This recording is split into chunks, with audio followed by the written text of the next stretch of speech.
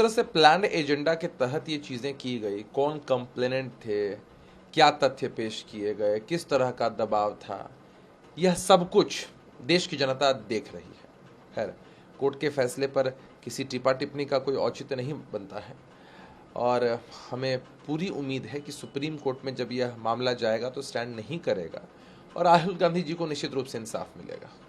BJP सांसद रविशंकर प्रसाद ने कांग्रेस पर हमला बोलाया, कहा है कि हम कांग्रेस से पूछना चाहते हैं कि आप राहुल गांधी को नियंत्रित क्यों नहीं कर सकते, आप उन्हें ठीक से बोलने के लिए प्रशिक्षित क्यों नहीं कर सकते, वह आपके नेता हैं, क्या उन्होंने इस मामले में माफी मांगी थी, यह खत्म हो गया होता।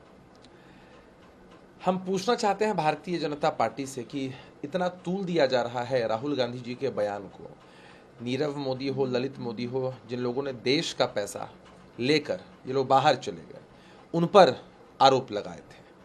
प्रधानमंत्री जी ने अपने भाषण में क्या कहा? जो डर गया समझो वो मोदी नहीं है। आप किस मोदी की बात कर रहे हैं प्रधानमंत्री जी? आपके हिसाब से तो ललित मोदी को, नीरव मोदी को डर नहीं लगता होगा। प्रधानमंत्री जी के बयान का क्या विश्लेषण करेगी भारतीय जनता पार्टी कि जिनका टाइटल मोदी होता है उनको डर ही नहीं लगता है?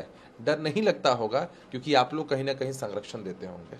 पश्चिम बंगाल के राज्यपाल ने पंचायत चुनाव जो शनिवार को होना है उसको लेकर के बयान दिया गया कि जमीनी स्थिति वैसी है जैसी विभिन्न हिंसाग्रस्त क्षेत्रों में है, लोग डर की स्थिति में है। चुनाव है, आज चुनाव है, सभी मतदाता मतदान करने के लिए मतदान केंद्र पर जाना चाहिए।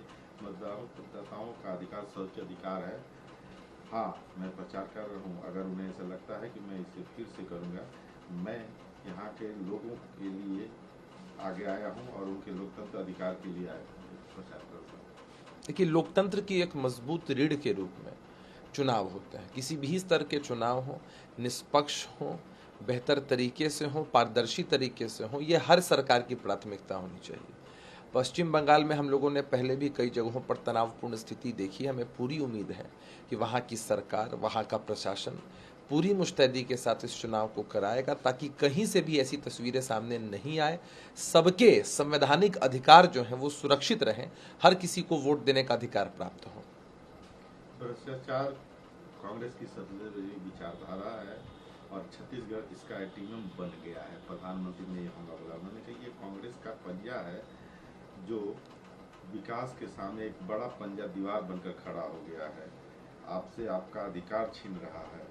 इस पंजे ने तय कर लिया है कि वह छत्तीसगढ़ को लूटेंगे और बर्बाद करेंगे। किस हिसाब से ये लोग भ्रष्टाचार पर बोलते हैं? कैसी नैतिकता है इनकी? यही प्रधानमंत्री जी जब भाषण दे रहे थे कुछ दिनों पहले तो एक पार्टी का नाम ले रहे थे। ऐसे तो उन्होंने बहुत सारी पार्टियों का नाम लिया, लेकिन एनसीपी का नाम खास कर लिया। उनके भ्रष्ट नेताओं के विषय में कहा, 70,000 करोड़ के घोटाले के विषय में कहा, और जब मौका लगा तो उनका समावेश अपने साथ कर लिया, मंत्री बना दिया। इसका मतलब यही है ना कि जो आपकी नज़र में कल तक भ्रष्टाचारी थे, आज आप उनको मंत्री पद से नवाज देंगे। आपके साथ नहीं है तो भ्रष्टाचारी, और आपके साथ चले आए तो सदाचारी। भोजपुरी गायिका नेहा सिंह राठौर के खिलाफ पेशाब की घटना पर पोस्ट करने को लेकर के मामला दर्ज हो गया है। उन्होंने जो मध्य प्रदेश में एक दलित पर, आदिवासी पर एक व्यक्ति द्वारा पेशाब किया जाए, उसकी वीडियो जो है उन्होंने बिना उस पर ब्लर किए ही पोस्ट कर दिया। देखिए, एक तो ये जो घटना घटी वो बेहद अमानवीय घटना रही है, और ऐसी अमानवीय घटनाओं का समाज में कहीं स्थान नहीं हो सकता है। कार्रवाई की जा रही है, लेकिन हर व्यक्ति की गोपनीयता मेंटेन रहे, यह बेहद आवश्यक होता है। और सार्वजनिक जीवन में रहने वाले लोगों को इन गाइडलाइंस का तो पालन करना ही चाहिए।